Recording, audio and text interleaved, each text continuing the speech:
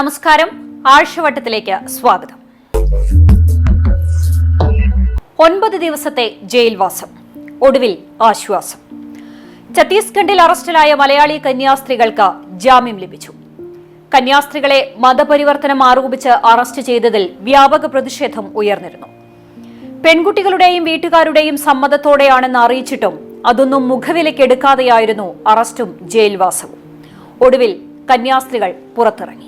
ഛത്തീസ്ഗഡിൽ മനുഷ്യക്കടത്ത്, നിർബന്ധിത മതപരിവർത്തനം എന്നീ കുറ്റങ്ങൾ ചുമത്തി അറസ്റ്റിലായ മലയാളി കന്യാസ്ത്രീകൾക്ക് ജാമ്യം ലഭിച്ചു. പ്രത്യേക NIA കോടതിയാണ് ശനിയാഴ്ച ജാമ്യം അനുവദിച്ചത്. 2 കന്യാസ്ത്രീകൾ ഉൾപ്പെടെ 3 പേർ സമർപ്പിച്ച ജാമ്യാപേക്ഷ കോടതി ഫയലിൽ സ്വീകരിച്ചു. കന്യാസ്ത്രീകളായ സിസ്റ്റർ വന്ദന ഫ്രാൻസിസ്, സിസ്റ്റർ പ്രീതി എന്നിവർക്ക് പുറമെ 3ാം പ്രതി സുക്മാൻ മാണ്ഡവിക്കും ജാമ്യം ലഭിച്ചിട്ടുണ്ട്. ഇവർക്ക് ഉപാധികളോടെയാണ് ജാമ്യം അനുവദിച്ചിട്ടുള്ളത്. 3 പേരും 50,000 രൂപ വീതം ബോണ്ട് കെട്ടിവെക്കുകയും പാസ്പോർട്ടുകൾ കോടതിയിൽ സമർപ്പിക്കുകയും വേണം. രാജ്യം വിടുന്നതിൽ നിന്നും NIA കോടതി ഇവരെ വിലക്കിയിട്ടുണ്ട്. അറസ്റ്റിലായ കന്യാസ്ത്രീകൾക്കെതിരെ തെളിവ് കണ്ടെത്താനായില്ലെന്ന് NIA കോടതി പറഞ്ഞു. ജാമ്യം അനുവദിച്ച് പുറത്തുവന്ന വിധി പകർപ്പിലാണ് ഇത് സംബന്ധിച്ച വിവരങ്ങളുള്ളത്. കേസ് ഡയറിയിൽ നിന്ന് ഇക്കാര്യം വ്യക്തമാണെന്നും കോടതി പറഞ്ഞു. മനുഷ്യക്കടത്ത്, നിർബന്ധിത മതപരിവർത്തനം എന്നീ കുറ്റങ്ങൾക്ക് തെളിവ് കണ്ടെത്താത്തതിനാൽ ജാമ്യം അനുവദിക്കുന്നു എന്നാണ് ഛത്തീസ്ഗഡിലെ ബിലാസ്പൂരിലുള്ള NIA കോടതി ജഡ്ജി സിറാജുദ്ദീൻ ഖുറേഷി വിധി പകർപ്പിൽ വ്യക്തമാക്കിയത്. പെൺകുട്ടികൾ സ്വന്തം ഇഷ്ടപ്രകാരമാണ് പോയതെന്നും നിർബന്ധിത മതപരിവർത്തനം ഉണ്ടായിട്ടില്ലെന്നും വിധി പകർപ്പിൽ പറയുന്നു. വിധി പകർപ്പിന്റെ ആദ്യഭാഗത്ത് ഇരു കൂട്ടരുടെയും വാദം ചേർത്തിട്ടുണ്ട്. കന്യാസ്ത്രീകൾക്കും ആദിവാസി യുവാവിനും ജാമ്യം ലഭിക്കാൻ അർഹതയുണ്ടോ എന്നാണ് കോടതി പരിശോധിച്ചത്. കുറ്റം ചെയ്തു എന്നതിലല്ല, കുറ്റം ചെയ്തുവെന്ന സംശയത്തിലാണ് അറസ്റ്റ്. ആരോപണം നേരിടുന്ന യുവതികൾ ക്രിസ്ത്യാനികളാണെന്നും അതുകൊണ്ടുതന്നെ നിർബന്ധിത മതപരിവർത്തനം എന്നത് പറയാനാകില്ലെന്നും കോടതി പറഞ്ഞു. കുട്ടിക്കാലം മുതലേ ക്രിസ്ത്യാനികളാണെന്ന് പെൺകുട്ടികൾ മൊഴി നൽകിയിട്ടുണ്ട്. കന്യാസ്ത്രീകൾ ക്രിമിനൽ പശ്ചാത്തലമുള്ളവരല്ല, മുൻപ് കുറ്റകൃത്യത്തിൽ ഉൾപ്പെട്ടിട്ടുള്ളവരല്ല. പെൺകുട്ടികളെ തട്ടിക്കൊണ്ടുപോയിട്ടില്ലെന്ന ഇവരുടെ മാതാപിതാക്കളുടെ മൊഴിയും വിധി പകർപ്പിലുണ്ട്. ഇതിന്റെ പശ്ചാത്തലത്തിൽ കന്യാസ്ത്രീകൾക്ക് ജാമ്യത്തിന് അർഹതയുണ്ടെന്ന് കോടതി കണ്ടെത്തി. അതേസമയം ഇപ്പോൾ ഈ കേസിന്റെ മെറിറ്റിലേക്ക് കടക്കുന്നില്ലെന്നും കോടതി നിരീക്ഷിച്ചു. അന്വേഷണത്തോട് സഹകരിക്കണമെന്നും പാസ്പോർട്ട് ഉൾപ്പെടെയുള്ള പ്രധാനപ്പെട്ട രേഖകൾ ഹാജരാക്കണമെന്നും രാജ്യം വിടരുതെന്നും കോടതി ആവശ്യപ്പെട്ടിട്ടുണ്ട്. 2 ആഴ്ച കൂടുമ്പോൾ ഹാജരാകണം. കസ്റ്റഡി ആവശ്യം പ്രോസിക്യൂഷൻ നൽകിയിരുന്നില്ല. അന്വേഷണം NIA തന്നെയാണ് മുന്നോട്ട് കൊണ്ടുപോവുക. മാധ്യമങ്ങളോട് സംസാരിക്കരുത്. കേസുമായി ബന്ധപ്പെട്ട് പരസ്യ പ്രതികരണം അരുത്. അന്വേഷണ ഉദ്യോഗസ്ഥർ എപ്പോൾ വിളിച്ചാലും ഹാജരാകണം തുടങ്ങിയ ഉപാധികളുമുണ്ട്. 10 ദിവസങ്ങൾക്ക് മുമ്പാണ് ഛത്തീസ്ഗഡിലെ ദുർഗ് റെയിൽവേ സ്റ്റേഷനിൽ വെച്ച് 2 കത്തോലിക്ക കന്യാസ്ത്രീകളെ കസ്റ്റഡിയിലെടുത്തിരുന്നത്. ഒരു പ്രാദേശിക കോൺവെന്റിൽ ജോലിക്ക് വരുന്ന സ്ത്രീകളെ കൂട്ടിക്കൊണ്ടുവരാൻ എത്തിയതായി പറയപ്പെടുന്ന ഇരുവരെയും ഒരു ബജ്രംഗ് ദൾ പ്രവർത്തകന്റെ പരാതിയുടെ അടിസ്ഥാനത്തിൽ 3ാമത്തെ ആളോടൊപ്പം അറസ്റ്റ് ചെയ്തു. നാരായൺപൂരിൽ നിന്നുള്ള 3 പെൺകുട്ടികളെ നിർബന്ധിതമായി മതപരിവർത്തനം നടത്തുകയും കടത്തുകയും ചെയ്യുന്നുവെന്ന പരാതിയിൽ ആരോപിച്ചിരുന്നു. ചെയ്യാത്ത കുറ്റത്തിന്റെ പേരിൽ ജീവിതം നഷ്ടപ്പെട്ടവർ. അതിന് പരിഹാരമായി എത്ര പണം കൊടുത്താലാണ് കഴിഞ്ഞുപോയ കാലം തിരികെ പിടിക്കാൻ പറ്റുക? കാലത്തിന്റെ കുത്തൊഴുക്കിൽ നഷ്ടപ്പെട്ടതെല്ലാം നഷ്ടപ്പെട്ടത് തന്നെയാണ്. പണത്തിന് പോലും നികത്താനാവാത്ത ചിലതുണ്ട്. വർഷങ്ങൾക്കിപ്പുറം സ്വന്തം നിരപരാധിത്വം തെളിയിക്കാനായി എന്നതാണ് ഏക ആശ്വാസം. ചെയ്യാത്ത കുറ്റത്തിന് ജയിൽ ശിക്ഷ അനുഭവിക്കേണ്ടി വന്ന ബാബുരാജിനും ബിജിക്കും റഫീഖിനും നഷ്ടപരിഹാരം നൽകാൻ സർക്കാർ ഉത്തരവിട്ടു. തൊഴിയൂർ സുനിൽ വധക്കേസിലെ പ്രതികളെന്നാരോപിച്ചാണ് പോലീസ് ഇവരടക്കമുള്ള പ്രതികളെ ജയിലിലടച്ചത്. 1994 ഡിസംബർ 4-നാണ് ഗുരുവായൂരിനടുത്ത തൊഴിയൂരിൽ BJP പ്രവർത്തകനായിരുന്ന സുനിൽകുമാർ കൊല ചെയ്യപ്പെട്ടത്. നാടിനെ നടുക്കിയ സംഭവമായിരുന്നു സുനിൽകുമാറിന്റെ കൊലപാതകം. അങ്ങേയറ്റം ക്രൂരമായാണ് സുനിൽകുമാറിനെ സംഘം ചേർന്ന് കൊലപ്പെടുത്തിയത്. സുനിൽകുമാറിന്റെ മാതാപിതാക്കൾക്കും സഹോദരനും സഹോദരിക്കും ആക്രമണത്തിൽ പരിക്കേറ്റിരുന്നു. സഹോദരൻ സുബ്രഹ്മണ്യന്റെ കൈ വെട്ടിമാറ്റുകയും ചെയ്തിരുന്നു. ഈ സംഭവത്തിലാണ് ഗുരുവായൂർ പോലീസ് രജിസ്റ്റർ ചെയ്ത കേസിൽ ബാബുരാജ്, ബിജി, റഫീഖ്, ഹരിദാസൻ എന്നിവരെ ജീവപര്യന്തം തടവിന് ശിക്ഷിച്ചത്. പോലീസിന്റെ മർദ്ദനത്തെ തുടർന്ന് ക്ഷയരോഗം പിടിപെട്ട ഹരിദാസൻ പിന്നീട് മരണപ്പെട്ടുവെങ്കിലും മറ്റ് 3 പേരും നടത്തിയ നിയമ പോരാട്ടങ്ങൾക്കൊടുവിലാണ് നിരപരാധിത്വം തെളിയിക്കാനായത്. അന്നത്തെ Kunnamkulam DYSP T Chandran, Guruvayur circle inspector Sivadasan Pillai, sub inspector Satheesan എന്നിവരുടെ ഗൂഢാലോചനയായിരുന്നു തങ്ങളെ പ്രതികളാക്കി മാറ്റിയതിന് പിന്നിലെന്നാണ് ബാബുരാജും ബിജിയും റഫീഖും 3 പതിറ്റാണ്ടിനിപ്പുറവും പറയുന്നത്. കൃത്യം നടത്തിയവരെയും കൊട്ടേഷൻ നൽകിയവരെയും കുറിച്ച് കൃത്യമായുള്ള ധാരണയുണ്ടായിരുന്ന പോലീസ് ഉദ്യോഗസ്ഥർ തങ്ങൾ ഉൾപ്പെടെയുള്ളവരെ ബലിയാടുകളാക്കുകയായിരുന്നുവെന്നാണ് മൂവരും പറയുന്നത്. പിന്നീട് മറ്റൊരു കേസിന്റെ അന്വേഷണത്തിനിടയ്ക്ക് ഇസ്ലാമിക് ഭീകര സംഘടനയിൽപ്പെട്ടവരാണ് സുനിൽകുമാറിനെ കൊലപ്പെടുത്തിയതെന്ന് തെളിയുകയായിരുന്നു. എന്നാൽ ജീവിതം കരുപിടിപ്പിക്കാൻ തുടങ്ങും മുൻപേ കൊലക്കേസിൽ പ്രതി ചേർക്കപ്പെട്ടതോടെ ഇവരുടെയും കുടുംബങ്ങളുടെയും ജീവിതത്തിനു മുകളിൽ കരിനിഴൽ വീഴുകയായിരുന്നു. ഹൈക്കോടതി കേസിലെ ആദ്യ പ്രതികളെ കുറ്റവിമുക്തരാക്കിയതോടെ നിരപരാധികളായ തങ്ങൾക്ക് നഷ്ടപരിഹാരം വേണമെന്ന് ബാബുരാജും ബിജിയും റഫീഖും ഹൈക്കോടതിയിൽ ആവശ്യപ്പെട്ടിരുന്നു. ഇതിന്റെ അടിസ്ഥാനത്തിൽ 5 ലക്ഷം രൂപ വീതം നഷ്ടപരിഹാരം നൽകാനാണ് സർക്കാർ ഉത്തരവിട്ടിരിക്കുന്നത്. നമുക്ക് പ്രായമായി, ഞങ്ങളുടെ അമ്മമാർ മരിച്ചു കഴിഞ്ഞപ്പോൾ ബിജിയുടെ അമ്മ മാത്രമാണ് ജീവിച്ചിരിക്കുന്നത്. നമുക്കൊന്നും പൂർണ്ണമായിട്ട് നമ്മളെ അമ്മമാർക്ക് ഇത് കാണാൻ കഴിഞ്ഞിട്ടില്ല. ഇപ്പോഴും ഒരു സംശയത്തിന് നേരിട ഇപ്പോൾ ഒരുവിധം എല്ലാം ക്ലിയറായി എന്ന് പറയാം. ഇതിന് മുന്നേ അങ്ങനെ അല്ലായിരുന്നു. ഞാൻ 24 വയസ്സിലാണ് ഈ കേസിൽ പ്രതിയാവുന്നത്. എൻ്റെ സാമൂഹിക ബന്ധങ്ങൾ, എൻ്റെ കുടുംബ ബന്ധങ്ങൾ, അതുപോലെ തന്നെ ഞാൻ വിവാഹം ചെയ്യാൻ വേണ്ടിയിട്ട് എൻ്റെ വിവാഹം ഉറപ്പിച്ചിട്ടുണ്ടായിരുന്നു. അതെല്ലാതും നമുക്ക് നഷ്ടപ്പെട്ടിട്ടാണ് നമ്മൾ ഈ കേസിനെ അതിജീവിച്ച് 32 വർഷം ഞങ്ങൾ പോരാട്ടം നടത്തി. ഇനിയും ഞങ്ങളുടെ ഏറ്റവും പ്രധാന ആവശ്യം ഈ ഉദ്യോഗസ്ഥർക്കെതിരെ നടപടി എടുക്കാന്നുള്ളതും, അതിപ്പോൾ എന്തായാലും കോടതിയിൽ പോയും നമ്മൾ എന്തായാലും അതിൻ്റെ നിയമപോരാട്ടം നമ്മൾ നടത്തും. ഹൈക്കോടതി കേസിലെ ആദ്യ പ്രതികളെ കുറ്റവിമുക്തരാക്കിയതോടെ നിരപരാധികളായ തങ്ങൾക്ക് നഷ്ടപരിഹാരം വേണമെന്ന് ബാബുരാജും ബിജിയും റഫീഖും ഹൈക്കോടതിയിൽ ആവശ്യപ്പെട്ടിരുന്നു. ഇതിന്റെ അടിസ്ഥാനത്തിൽ 5 ലക്ഷം രൂപ വീതം നഷ്ടപരിഹാരം നൽകാനാണ് സർക്കാർ ഉത്തരവിട്ടിരിക്കുന്നത്. കുടുംബം, ബന്ധുക്കൾ, പൊതുസമൂഹം തുടങ്ങി എല്ലാവരുടെ മുന്നിലും പ്രതികളായി ജീവിച്ച വർഷങ്ങൾ. എങ്കിലും നിരപരാധിത്വത്തെക്കുറിച്ച് ബോധ്യമുള്ളതിനാൽ മനസാക്ഷിയെ മാത്രം സാക്ഷിയാക്കി അവർ പൊരുതി. നഷ്ടപ്പെട്ടതൊന്നും തിരിച്ചു കിട്ടില്ലെന്ന് ഇവർക്കറിയാം. എങ്കിലും മറ്റുള്ളവരുടെ ഗൂഢാലോചനയിൽ തങ്ങൾ അനുഭവിക്കേണ്ടി വന്ന ദുരിതത്തിന്റെ നീറ്റൽ ഇവരുടെ കണ്ണിൽ നിന്നും ഹൃദയത്തിൽ നിന്നും മായില്ല. നടൻ കലാഭവൻ നവാസിന്റെ അപ്രതീക്ഷിതമായ വിടവാങ്ങൽ. ഞെട്ടലോടെയാണ് സിനിമാ ലോകവും പ്രേക്ഷകരും അദ്ദേഹത്തിന്റെ സുഹൃത്തുക്കളുമെല്ലാം ഈ വാർത്ത ഉൾക്കൊണ്ടത്.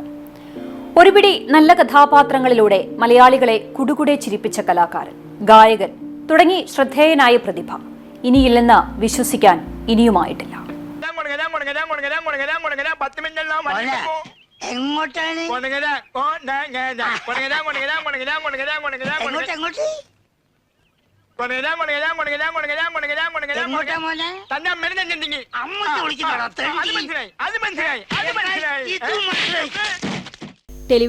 ചോറ്റാനിക്കരയിലെ ഹോട്ടലിലാണ് വെള്ളിയാഴ്ച നവാസിനെ മരിച്ച നിലയിൽ കണ്ടെത്തിയത്. ഹോട്ടൽ മുറിയിൽ നിന്ന് മിനിറ്റുകൾക്കുള്ളിൽ ആശുപത്രിയിൽ എത്തിച്ചെങ്കിലും ജീവൻ രക്ഷിക്കാനായില്ല. ഒരിടവേളയ്ക്ക് ശേഷം അദ്ദേഹം സിനിമയിൽ വീണ്ടും സജീവമാകുന്നതിനിടെയാണ് അപ്രതീക്ഷിത വിയോഗം. അഭിനേതാവ് അബൂബക്കറിന്റെ മകനാണ് നവാസ്. നടി രഹനയാണ് ഭാര്യ. മലയാളിയെ എന്നും ചിരിപ്പിച്ച അതുല്യ കലാകാരനാണ് വിടവാങ്ങിയത്. നവാസിന്റെ അപ്രതീക്ഷിത വിയോഗത്തിന്റെ ഞെട്ടലിലാണ് പ്രേക്ഷകരും സിനിമാ ലോകവും. സീരിയൽ സിനിമകളിലൂടെയും സ്റ്റേജ് ഷോകളിലൂടെയും മലയാളികളെ കുടുകുടാ ചിരിപ്പിച്ച് ഒടുവിൽ കണ്ണീരിലാഴ്ത്തിയ അതുല്യ കലാകാരനാണ് കലാഭവൻ നവാസ്. കലാഭവനിലൂടെ മിമിക്രി രംഗത്തേക്ക് കടന്നുവന്ന നവാസ് വൈകാതെ നടനും ഗായകനുമെന്ന നിലയിൽ ശ്രദ്ധിക്കപ്പെട്ടിരുന്നു. ഒരു കാലത്ത് സ്പോർട് കോമഡിയിലൂടെ സ്റ്റേജ് ഷോകളെ ഇളക്കിമറിച്ചും നവാസ് കയ്യടി നേടി. കൂട്ടുകാരൊത്തുള്ള ഉല്ലാസവേളയിൽ ശബ്ദാനുകരണം നടത്തിയാണ് തൃശൂർ ജില്ലയിലെ വടക്കാഞ്ചേരി സ്വദേശിയായ നവാസ് മിമിക്രി ലോകത്തേക്ക് കടന്നുവന്നത്. നാട്ടിലെ യുവജനമേളയിൽ മിമിക്രിയിൽ സ്ഥിരം 1-ാം സ്ഥാനം നേടിയിരുന്നയാളെ നടി ഫിലോമിനയുടെ ശബ്ദം അനുകരിച്ച് 2-ാം സ്ഥാനത്താക്കി നവാസ് ചിരിമുറ്റത്ത് ഇരിപ്പുറപ്പിച്ചു. KS പ്രസാദിന്റെ കൈപിടിച്ച് ചിരിയുടെ സർവകലാശാലയായ കലാഭവനിലേക്ക് കടന്നു. ആബേലച്ചന്റെ പിന്തുണ നവാസിനെ കലാഭവന്റെ സ്റ്റേജുകളിൽ നിത്യസാന്നിധ്യമാക്കി. കുന്നംകുളത്തെ സ്റ്റേജിൽ നിന്നാണ് തുടക്കം. പാടാനുള്ള കഴിവ് ശബ്ദാനുകരണത്തിൽ സമന്വയിപ്പിച്ചതോടെ താരങ്ങൾ നവാസിലൂടെ ഗായകരായി. നാടക ചലച്ചിത്ര നടനായിരുന്ന അബൂബക്കറിന്റെ മകന് അഭിനയിക്കാനുള്ള കഴിവ് ജന്മസിദ്ധമായിരുന്നു. ടെലിവിഷൻ ഷോകളിലൂടെ മലയാളിയുടെ വീടുകളിൽ സുപരിചിതനായി മാറിയ നവാസ് 1995 ചൈതന്യം എന്ന ചിത്രത്തിലൂടെ വെള്ളിത്തിരയിലെത്തി. മാട്ടുപ്പെട്ടി മച്ചാൻ, തില്ലാന തില്ലാന, മായാജാലം, ജൂനിയർ മാൻഡ്രേറ്റ്, മൈഡിയർ കരടി, ചട്ടമ്പിനാട്, ചക്കരമുത്ത്, മേരാ നാം ഷാജി തുടങ്ങി നിരവധി ചിത്രങ്ങളിൽ വേഷമിട്ടു.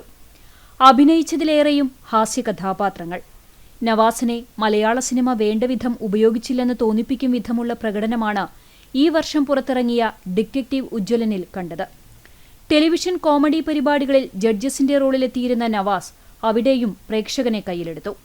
സഹോദരൻ നിയാസ് ബക്കറിനൊപ്പം ആരംഭിച്ച കൊച്ചിൻ ആർട്സ് മിമിക്രി ട്രൂപ്പിലൂടെ സ്റ്റേജ് ഷോകളിൽ സജീവ സാന്നിധ്യമായിരുന്നു. ഗൗരവമുള്ള കഥാപാത്രങ്ങളിലൂടെ സിനിമയിലേക്ക് മടങ്ങിവരാനുള്ള ശ്രമങ്ങൾക്കിടെയാണ് നവാസിന്റെ അപ്രതീക്ഷിത വിയോഗം. നാട്ടുകാരൻ മുഴുവൻ ഞാൻ പറഞ്ഞോളാം. അവിടെ നിർത്തരുത്. അതിന്റെ ഫലമായിട്ടാണ് ഇങ്ങനൊരു പരിപാടി സംഘടിപ്പിക്കാൻ കഴിഞ്ഞത്. അതൊക്കെ ശരിയാ. കൂക്കണ്ട കുട്ടികളെ കൂക്കണ്ട. മഹാനായ നെഹ്റുജിക്ക് ഏറ്റവും ഇഷ്ടമുണ്ടായിരുന്നത് ഇതാണ് നിയോഗം. മനുഷ്യന്റെ ജീവിതം എന്ന് പറയുന്നത് ഒരു ഞാണിന്മേൽ കളിയാണ്. ഏത് നിമിഷവും നിലയ്ക്കാവുന്ന ഹൃദയം കൊണ്ട് നടക്കുന്നവരാണ് നമ്മൾ ഓരോരുത്തരും. നിമിഷ നേരം കൊണ്ടാണ് എല്ലാവരെയും ഉപേക്ഷിച്ച് മണ്ണിലേക്ക് മടങ്ങേണ്ടി വരുന്നത്. ഒരു പിടി നല്ല കഥാപാത്രങ്ങൾ സമ്മാനിച്ച് ഓർത്തുവെക്കാവുന്ന നർമ്മ നിമിഷങ്ങൾ ബാക്കിയാക്കി നവാസ് എന്ന കലാകാരൻ പ്രേക്ഷക ഹൃദയങ്ങളിൽ നോവ് ഓർമ്മയാക്കി മടങ്ങി. ജീവനും ജീവിതവും ഇല്ലാതാക്കുന്ന ലഹരി. ലഹരിയെ തുരത്താൻ ബോധവൽക്കരണങ്ങളും സജീവം. എന്നിട്ടും ലഹരി കടത്തിന് ഒരു കുറവുമില്ല. കൊപ്പത്ത് വൻ ലഹരി ശേഖരമാണ് പിടികൂടിയത്. അതും ഹൈസ്കൂൾ പരിസരത്ത് നിന്ന്. ലക്ഷക്കണക്കിന് രൂപയുടെ നിരോധിത പുകയില ഉൽപ്പന്നങ്ങൾ. ഇത്രയുമധികം ലഹരി ഉൽപ്പന്നങ്ങൾ നിയമ നടപടികൾ വെട്ടിച്ച് പൊതുനിരത്തുകളിലൂടെ വ്യാപാര സ്ഥാപനങ്ങളിൽ എത്തുന്നു എന്നതും ആശങ്കാജനകമാണ്. കൊപ്പത്ത് വൻ ലഹരിവേട്ട. കൊപ്പം ഹൈസ്കൂൾ പരിസരത്ത് നിന്നാണ് ലോറിയിൽ കടത്തുകയായിരുന്ന നിരോധിത പുകയില ഉൽപ്പന്നങ്ങളുടെ വൻ ശേഖരം പോലീസ് പിടികൂടിയത്. 188 ചാക്കുകളിലായി 5,05,480 നിരോധിത പുകയില ഉൽപ്പന്നങ്ങൾ പിടിച്ചെടുത്തു. സംഭവത്തിൽ ലോറി ഡ്രൈവർ മണ്ണാർക്കാട് ഉരുളിക്കുന്ന് സ്വദേശി അലി അഷ്കറിനെ പോലീസ് അറസ്റ്റ് ചെയ്തു. ലോറിയും കസ്റ്റഡിയിലെടുത്തു. വ്യാപാര സ്ഥാപനങ്ങളിലേക്കുള്ള ന്യൂഡിൽസ് ഉൾപ്പെടെയുള്ള ഉൽപ്പന്നങ്ങളുടെ വിതരണ മറവിലായിരുന്നു ലഹരിക്കടത്ത്. പാലക്കാട് SP-ക്ക് ലഭിച്ച രഹസ്യ വിവരത്തിന്റെ അടിസ്ഥാനത്തിൽ ഡാൻസഫ് സംഘവും കൊപ്പം പോലീസും സംയുക്തമായി നടത്തിയ പരിശോധനയിലാണ് ലോറി പിടികൂടിയത്. വ്യാപാര സ്ഥാപനങ്ങളിലേക്ക് എത്തിച്ച ലോഡുകൾക്കിടയിലാണ് നിരോധിത പുകയില ഉൽപ്പന്നങ്ങൾ ചാക്കുകളിലായി സൂക്ഷിച്ചത്. രഹസ്യവിവരത്തിന്റെ അടിസ്ഥാനത്തിൽ കൊപ്പം ഹൈസ്കൂൾ പരിസരത്ത് ഡാൻസഫ് സംഘത്തിന്റെ പ്രത്യേക നിരീക്ഷണമുണ്ടായിരുന്നു. തുടർന്നാണ് നിരോധിത പുകയില ഉൽപ്പന്നങ്ങളുമായി എത്തിയ ലോറി പിടികൂടുന്നത്. നിരോധിത പുകയില ഉൽപ്പന്നങ്ങൾ ബാംഗ്ലൂരിൽ നിന്നും എത്തിച്ചതെന്നാണ് വിവരം. കൊപ്പം, പട്ടാമ്പി, കൂറ്റനാട്, ചാലിശ്ശേരി, തൃത്താല തുടങ്ങിയ മേഖലകളിൽ ചില്ലറ വ്യാപാരം നടത്തുവാൻ ലക്ഷ്യമിട്ടാണ് ഇവ എത്തിച്ചത്. ഈ നീക്കമാണ് പോലീസിന്റെ സംയുക്ത ഇടപെടലിലൂടെ തകർത്തത്. സംഭവത്തിൽ വിശദമായ അന്വേഷണം പോലീസ് നടത്തിവരികയാണ്. സംഭവം അറിഞ്ഞ് 100 കണക്കിന് ആളുകളും സ്ഥലത്ത് തടിച്ചുകൂടി. ഒരു സ്കൂൾ പരിസരത്ത് നിന്നാണ് ഇത്രയും അധികം ലഹരി ഉൽപ്പന്നങ്ങൾ പിടികൂടിയിട്ടുള്ളത്. വളർന്നുവരുന്ന തലമുറയെ തന്നെ ലഹരിയിലേക്ക് ആകർഷിക്കാനുള്ള സാമൂഹ്യവിരുദ്ധരുടെ കുൽസിത ശ്രമം പോലീസ് കൈയോടെ പിടികൂടി. ആശ്വാസമാണ്. കൃത്യമായ ശക്തമായ നിയമ നടപടികളും ഇവർക്കെതിരെ ഉണ്ടാകണം. മറ്റുള്ളവരുടെ ആരോഗ്യം തകർത്ത് സ്വന്തം പോക്കറ്റ് നിറയ്ക്കാനുള്ള സാമൂഹ്യവിരുദ്ധരുടെ ജനദ്രോഹ പ്രവൃത്തികൾ ഇനിയും വളരാൻ അനുവദിച്ചുകൂടാ. പൊതുയിടങ്ങളിൽ മാലിന്യം നിക്ഷേപിക്കരുത്. നിക്ഷേപിച്ചാൽ പിഴയടയ്ക്കണം. മാലിന്യം നിരത്തുകളിൽ വലിച്ചെറിയുന്നത് ശിക്ഷാർഹവുമാണ്. ഇതെല്ലാം എല്ലാവർക്കും അറിയാം. എന്നിട്ടും അത് ആവർത്തിക്കുക തന്നെ. വിശാലമായ ആളൊഴിഞ്ഞു കിടക്കുന്ന സ്ഥലം മാലിന്യ നിക്ഷേപത്തിനുള്ളതാണെന്നാണ് ചില സാമൂഹ്യദ്രോഹികളുടെ വിചാരം. അതാണല്ലോ സൗകര്യം. ചാക്കിലാക്കി വലിച്ചെറിഞ്ഞാൽ തന്റെ ബാധ്യത കഴിഞ്ഞു. മറ്റുള്ളവർ അനുഭവിക്കേണ്ടി വരുന്ന ബുദ്ധിമുട്ടുകളെക്കുറിച്ച് ചിന്തിക്കേണ്ടതുമില്ല. എത്രയൊക്കെ പറഞ്ഞാലും നടപടികൾ ഉണ്ടായാലും പുല്ലുവില കരുതുന്ന മനുഷ്യർ. പുഴയിലും പരിസരത്തും മാലിന്യം തള്ളുന്നത് പതിവാകുന്നു. നടപടിയെടുക്കാനാവാതെ അധികാരികൾ. ചൂണ്ടൽ പഞ്ചായത്തിലെ പാറന്നൂർ, കുരുത്തിച്ചാൽ പരിസരത്താണ് സാമൂഹ്യവിരുദ്ധർ മാലിന്യം തള്ളുന്നത് നിർബാധം തുടരുന്നത്. പാറന്നൂരിൽ നിന്ന് പട്ടിക്കരയിലേക്ക് പോകുന്ന പാതയിൽ കുരുത്തിച്ചാൽ പാലത്തിനടുത്താണ് മാലിന്യം തള്ളുന്നത് തുടർക്കഥയായിരിക്കുന്നത്. കേച്ചേരി പുഴയുടെ ഭാഗമായ പാറന്നൂർ മേഖലയിലാണ് ഗാർഹികാവശ്യങ്ങൾക്ക് ഉപയോഗിച്ച വസ്തുക്കളും മറ്റു മാലിന്യങ്ങളും തള്ളുന്നത്. വർഷങ്ങളായി അറവു മാലിന്യം ഉൾപ്പെടെ തള്ളുന്നത് തുടരുന്നുണ്ടെങ്കിലും ഇടക്കാലത്ത് നാട്ടുകാരുടെ ഇടപെടലിന്റെ ഭാഗമായി പഞ്ചായത്ത് അധികാരികൾ മുന്നറിയിപ്പ് നൽകിക്കൊണ്ടുള്ള ബോർഡ് സ്ഥാപിച്ചിരുന്നു. കൂടാതെ പഞ്ചായത്ത് അംഗത്തിന്റെ നേതൃത്വത്തിൽ മണ്ണുമാന്തിയന്ത്രം ഉപയോഗിച്ച് പരിസരം വൃത്തിയാക്കുകയും ചെയ്തു. ഇതിനുശേഷം മാലിന്യം തള്ളുന്നത് ഇടക്കാലത്ത് നിന്നിരുന്നുവെങ്കിലും ഇപ്പോൾ പഴയതിലും ശക്തമായി തുടരുന്ന അവസ്ഥയാണുള്ളത്. കേച്ചേരി പുഴ പോലെയുള്ള മേഖലയിലെ പ്രധാന ജലസ്രോതസ് മലിനമാകുന്നതുവഴി പകർച്ചവ്യാധികൾ ഉൾപ്പെടെ പടർന്നു പിടിക്കാനുള്ള സാധ്യതയാണുള്ളത്. മാലിന്യം തള്ളുന്നവരെ കണ്ടെത്തുന്നതിനോ പിഴ ഈടാക്കുന്നതുൾപ്പെടെയുള്ള തുടർ നടപടികൾ സ്വീകരിക്കുന്നതിനോ ആരോഗ്യവകുപ്പിന്റെ ഭാഗത്തുനിന്നും നടപടിയുണ്ടാകാത്തതും സാമൂഹ്യ വിരുദ്ധർക്ക് പ്രോത്സാഹനമായി മാറുകയാണ്. പൊതുജനം ആശ്രയിക്കുന്ന ജലസ്രോതസ്സുകളാണ് മലീമസമാകുന്നത്. അതും മറ്റുള്ളവരുടെ ദുഷ്ചെയ്തികൾ കാരണം. മാത്രമല്ല, സാംക്രമിക രോഗങ്ങൾ പടർന്നു പിടിക്കുമോ എന്ന ആശങ്ക വേറെയും. എത്രയൊക്കെ കർശന നിയമം ഉണ്ടായാലും നിയമത്തെ വെല്ലുവിളിക്കുന്ന ചിലരുണ്ട്. അതൊന്നും തങ്ങൾക്ക് ബാധകമല്ല എന്നതാണ് പ്രശ്നം. പിഴ മാത്രമല്ല, ഇനി ആവർത്തിക്കാതിരിക്കാനുള്ള നിയമ നടപടികൾ കൂടി ഉൾപ്പെടുത്തി കർക്കശമാക്കണം നിയമങ്ങൾ. സഞ്ചാരയോഗ്യമായ ഒരു റോഡ്, ഇത് യാത്രികരുടെ ഒരു അവകാശമാണ്. അതിന് മുറവിളി കൂട്ടിയിട്ടും ഒരു രക്ഷയുമില്ല. ചെളിക്കുളമായ റോഡിലൂടെ സഞ്ചരിക്കേണ്ട ഗതികേടിലാണ് പ്രദേശവാസികൾ. പരാതി പറഞ്ഞിട്ടും ഒരു കാര്യവുമില്ലെന്നാണ് ജനങ്ങളുടെ പക്ഷം. ഇനി പ്രതിഷേധിച്ചാലെങ്കിലും അധികാരികൾ കണ്ണു തുറന്നാലോ? ഇത് വളരെയധികം വീട്ടുകാർക്ക് ഉപകാരമുള്ളൊരു റോഡാണ്. പ്രത്യേകിച്ചും ഈ കുണ്ടുപാടത്തേക്ക് വേണ്ട സാധനങ്ങൾ മുഴുവൻ, അവിടെ കൃഷി ചെയ്യാൻ വേണ്ട സാധനങ്ങൾ മുഴുവനും, അതുപോലെ തന്നെ കൊയ്തിട്ട് ആ നെല്ല് മുഴുവനും കൊണ്ടുപോകുന്നത് ഈ റോട്ടിൽ കൂടെയാണ്. ഇപ്പോൾ ഓട്ടോറിക്ഷയ്ക്കോ അല്ലെങ്കിൽ കാൽനട യാത്രക്കാർക്കോ ഇതുവഴി പോകാൻ പറ്റാത്തൊരവസ്ഥയായി മാറി എന്നുള്ളതിൻ്റെ പേരിലാണ് ഞങ്ങൾ ഇവിടെ ഒരു പ്രതിഷേധം സംഘടിപ്പിച്ചിട്ട്. എളവള്ളി ഗ്രാമപഞ്ചായത്തിൽ ഉൾപ്പെടുന്ന ചേലൂർ കൊച്ചിക്കാരൻ റോഡിലെ തകർന്ന ഭാഗത്തിന്റെ ശോചനീയാവസ്ഥയ്ക്കെതിരെ വാഴനട്ട് പ്രതിഷേധം. ഈ വഴിയുള്ള സഞ്ചാരം ദുസ്സഹമായതോടെ നാട്ടുകാരാണ് വാഴനട്ട് പ്രതിഷേധവുമായി രംഗത്ത് വന്നത്. 41 വർഷം മുമ്പ് നാട്ടുകാർ ചേർന്ന് വെട്ടിയ റോഡ് പഞ്ചായത്തിന് കൈമാറിയതാണ്. മാറി മാറി വന്ന ഭരണസമിതികളുടെ അടുത്ത് നിരന്തരം അഭ്യർത്ഥന നടത്തിയതിന്റെ ഭാഗമായി 700 മീറ്റർ മാത്രം നീളമുള്ള റോഡിന്റെ 500 മീറ്റർ പല ഘട്ടങ്ങളിലായി ടാറിംഗ് നടത്തി.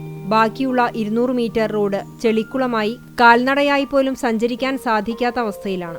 മുൻപ് ടാറിംഗ് നടത്തിയ റോഡും തകർന്ന നിലയിലാണ്. 25ഓളം കുടുംബങ്ങളിൽ നിന്നുള്ള ജനങ്ങൾ ആശ്രയിക്കുന്ന ഈ റോഡിന്റെ ശോചനീയാവസ്ഥ പരിഹരിക്കാൻ പഞ്ചായത്ത് അധികാരികളുടെ ഭാഗത്തുനിന്നും യാതൊരു നടപടിയും ഉണ്ടാകാത്ത സാഹചര്യത്തിലാണ് പ്രദേശവാസികൾ പ്രതിഷേധവുമായി രംഗത്തെത്തിയത്. 40ഓളം പശുക്കളുള്ള ഫാമിലേക്കും നിരവധി കൃഷിയിടങ്ങളിലേക്കും കർഷകർക്ക് പോകുന്നതിനും ആശ്രയിക്കുന്ന ഈ റോഡ് എത്രയും വേഗം സഞ്ചാരയോഗ്യമാക്കാൻ പഞ്ചായത്ത് അധികൃതർ ശ്രമിക്കണമെന്ന് ജനങ്ങൾ ആവശ്യപ്പെട്ടു. പറക്കാട് ചേലൂർ വാഗ ലിങ്ക് റോഡ് കൂടിയാണ് ഇത്.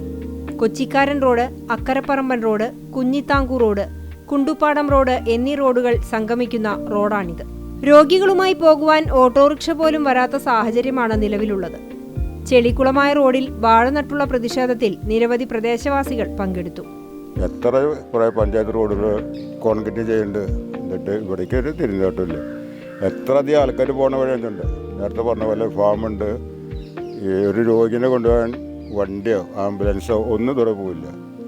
പിന്നെ മറ്റേതൊക്കെ ഭയങ്കര ബുദ്ധിമുട്ടുണ്ട്. അതുകൊണ്ട് എന്തെങ്കിലും പഞ്ചായത്ത് കൺവീനാക്കിയിട്ട് എന്തെങ്കിലും വർക്ക് വെച്ചിട്ട് ഈ ഇവിടെ നിങ്ങൾക്ക് സഞ്ചാരയോഗ്യമാക്കി തരാൻ വേണ്ടിയിട്ട് പ്രവർത്തിക്കുന്നു. പ്രതിഷേധം അധികാരികളുടെ കണ്ണ് തുറപ്പിക്കുമോ എന്തോ. 1-2 25ഓളം കുടുംബങ്ങളാണ് ദുരിതം പേറുന്നത്. കണ്ടില്ലെന്ന് നടിക്കുന്നത് ശരിയാണോ? ഇനി അപകടങ്ങൾ തുടർക്കഥയാകാൻ കാത്തു നിൽക്കരുത്. അതുതന്നെയാണ് പ്രദേശവാസികളുടെ ആവശ്യവും. വാർത്തയും വാർത്താ വിശകലനവുമായുള്ള ആഴ്ചവട്ടം ഇവിടെ പൂർണ്ണമാകുന്നു. നന്ദി, നമസ്കാരം.